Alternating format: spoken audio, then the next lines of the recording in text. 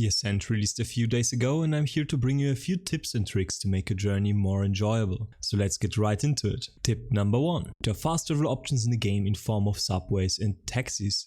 You can unlock this feature relatively early while doing the main mission. Subways are free and taxis cost a bit of credits. You can only fast travel on the floor you're currently on and not between them. Tip number 2. Pump all your points into vital signs. Most of your damage comes from upgrading a weapon, so damage won't be an issue and you will be nearly impossible to kill, especially combined with a few points into evasion. Additionally, you can see how many dodge charges you currently have at the tip of the circle around your character. Tip number 3. Follow the main mission. You'll be given a lot of side quests, but most are for higher levels, and some of them are just not doable for the designated level. A huge map offers a lot to explore around the main path, but some of the areas for side quests are only unlocked after progressing through the main story. Tip number 4. Do the Gear Up side quest. You only need to visit each shop one time to grab 12k U credits. You can equip your character with those funds or keep them for later. Tip number 5. Do not buy any weapons from the shop early on. They cost a lot of U credits and will start dropping like candy the minute you leave the first hub.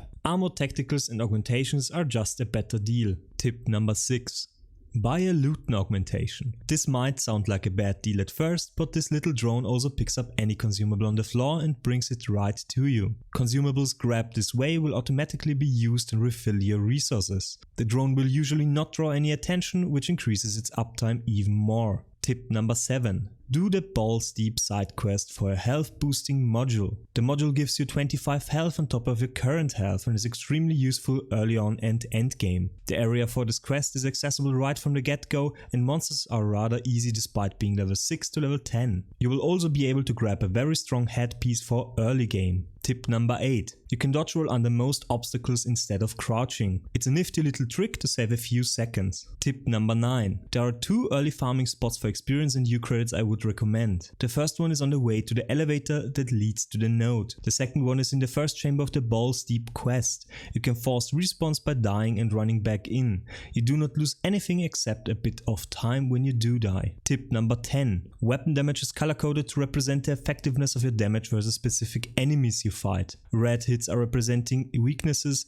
white hits represent normal hits and gray hits represent resistances versus this type of damage. It's smart to use at least 2 types of damage in your toolkit. For example, robots are weak to digital damage. Tip number 11. You can change your loadouts mid-fight during solo play.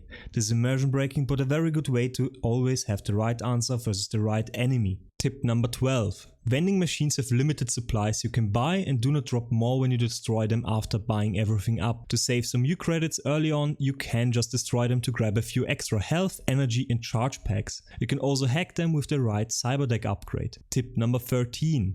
Given you have the right cyberdeck upgrade, you can also hack yellow circles on the ground to summon a turret that fights for you. Yellow chests and doors can also be hacked. Tip number 14. Master running backwards and shooting to avoid getting swarmed. You can put some points into evasion to get your dodge roll back up sooner. This will make this one a lot easier. Tip number 15. Check your map for orange chest icons. Those are treasures and contain stuff like cyberdeck upgrades, additional skill points, components, new weapons, augments, modules and armor. It's always worth exploring. Tip number 16. Components in this game are limited. You will not be getting enough of them to upgrade every weapon right away, so try your toys out first before upgrading. But don't be afraid to upgrade at all, there is enough to satisfy your needs. And you will be progressing the story much easier and much faster. Tip number 17. Increasing certain skills changes your looks.